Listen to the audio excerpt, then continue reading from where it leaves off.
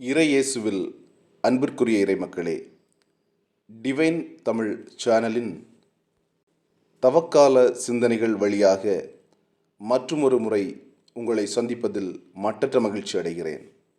இறைவனோடு இணைந்த வாழ்வு வாழ்வதற்கும் இறை சித்தத்திற்கு ஏற்ப நம்முடைய செயல்பாடுகளை மாற்றிக்கொள்வதற்கும் இறை நம்பிக்கையை நம் உள்ளங்களில் ஆழமாக நிலைநிறுத்திக் கொள்வதற்கும் இந்த காணொளிகள் உங்களுக்கு பேருதவி புரியும் என நம்புகிறேன்.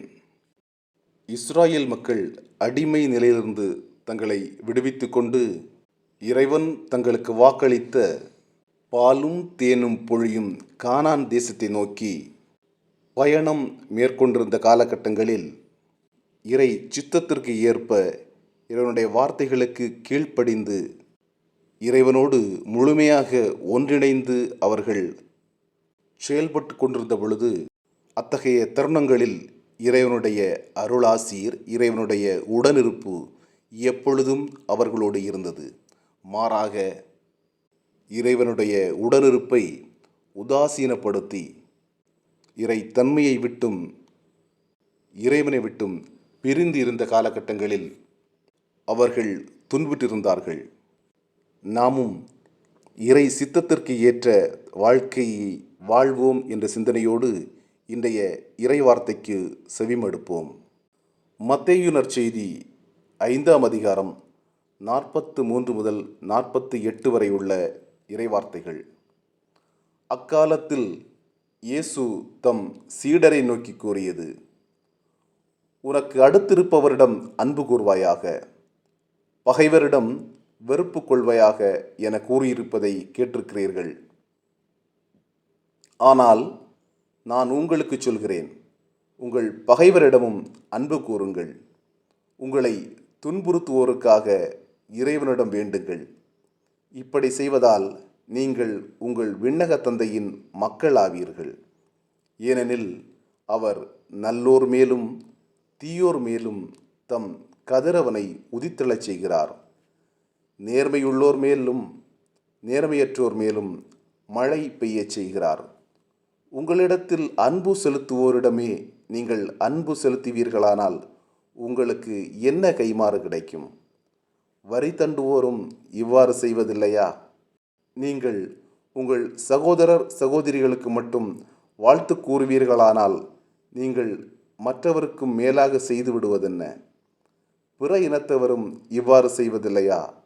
ஆதலால் உங்கள் விண்ணக தந்தை நிறைவுள்ளவராய் இருப்பது போல நீங்களும் நிறைவுள்ளவர்களாய் இருங்கள். ஆமேன்.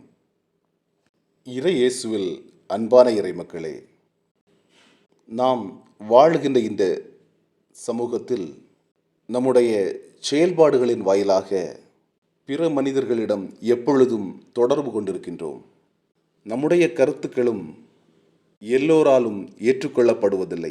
அதைப்போன்று பிறருடைய கருத்துக்கள் மற்றும் செயல்பாடுகளில் நமக்கு கருத்து வேறுபாடுகள் இருக்கலாம். இந்த கருத்து முரண்கள் வாயிலாக இத்தகைய கருத்து முரண்களின் விளைவாக அவர்களோடு நமக்கு கருத்தியல் ரீதியான மோதல்கள் ஏற்பட்டிருக்கக்கூடும். இத்தகைய கருத்து வேறுபாடுகள்தான் நம்மை நம் அயலாரிடம், நம் நண்பர்களிடம் சினம் கொள்ள வைக்கின்றன. நம்முடைய கருத்துக்களோடு உடன்பாடு கொண்டிருப்பவர்களிடம் மட்டும் நட்புறவு கொள்ளாமல், நம் சிந்தனைகளுக்கு எதிர் சிந்தனை உள்ளவர்களிடம் கூட நட்பு பாராட்டி அவர்கள் மீது எந்தவிதமான காழ்ப்புணர்ச்சியையும் மனதில் ஏற்றி வைக்காமல் இறைவனுடைய வார்த்தைகளை வாழ்வாக்கி அன்பு நிறைந்த உலகத்தை கட்டமைக்கின்ற இறை மக்களாக நாம் இருக்க வேண்டும் என்பதே இறைவனுடைய விருப்பம். இன்றைய இறை வார்த்தையில் கூறப்பட்டுள்ளது போல, இறைவன் நல்லோர் தீயோர், நேர்மையாளர் நேர்மையற்றோர் என்ற பாகுபாடு பார்க்காமல் அனைவருக்கும் ஒளியையும் அவர்கள் வளம் பெற மழையையும் தருகிறார்.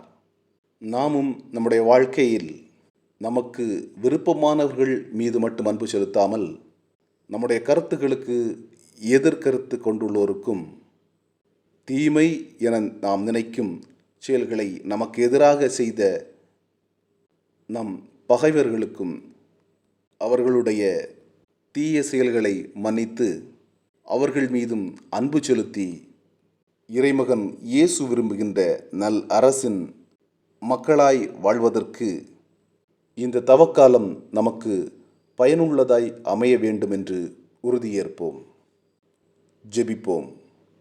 சிலுவையில் உயிர்விடும் தருணத்திலும் தம்மை சிலுவை சாவுக்கு ஒப்படைத்த கயவர்களின் மனமாற்றத்திற்காக இறை தந்தையிடம் மனதுருக மன்றாடி மன்னிப்பின் மகத்துவத்தை எமக்கு உணர்த்திய இயேசுவே, நாங்களும் எங்கள் வாழ்க்கையில் எவ்வித பாகுபாடுமின்றி அனைவரையும் ஒரே கண்ணோட்டத்தோடு பார்த்த தருணங்களுக்காக உமக்கு நன்றி செலுத்துகிறோம்.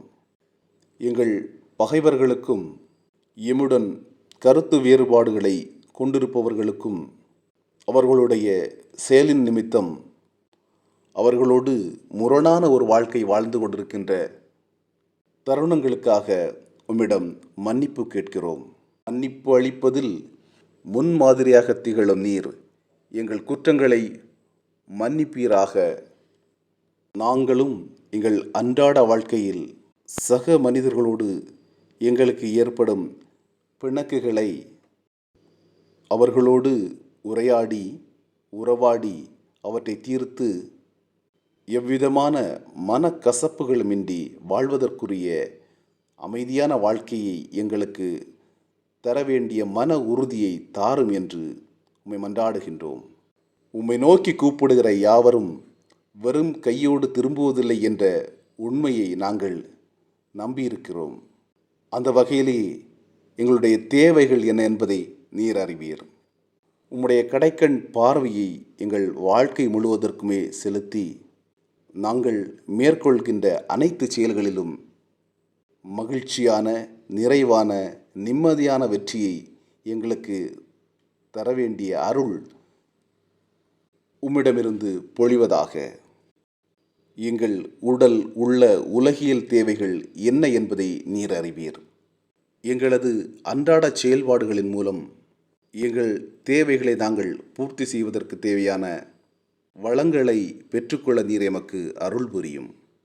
எவர் மீதும் வேறுபாடு காட்டாமல் உம்முடைய சித்தத்தை நிறைவேற்றும், உம்முடைய வார்த்தைகளுக்கு சான்று பகரும், உமக்குகந்த மக்களாக வாழக்கூடிய வரத்தை எங்களுக்கு தாரும். உம்முடைய உடனிருப்பு என்றென்றும் எங்களுடன் நிலைத்திருக்கின்றதால் நாங்கள் நேர்மையான வழிகளிலிருந்து தவறிவிடாமல் ஆயன் தம் மந்தையை காப்பது போல எங்களை காத்தருளும். புகழ்ச்சியும் மாட்சியும் என்றென்றும் உம்முடையதே. ஆமேன். இறைமகன் இயேசுவின் நிறைவான அருளாசீர் இன்றும் என்றும் நம் உள்ளங்களிலும் இல்லங்களிலும் நிறைவாக இருப்பதாக. ஆமேன். இயேசுவுக்கே புகழ். மரியே வாழ்க.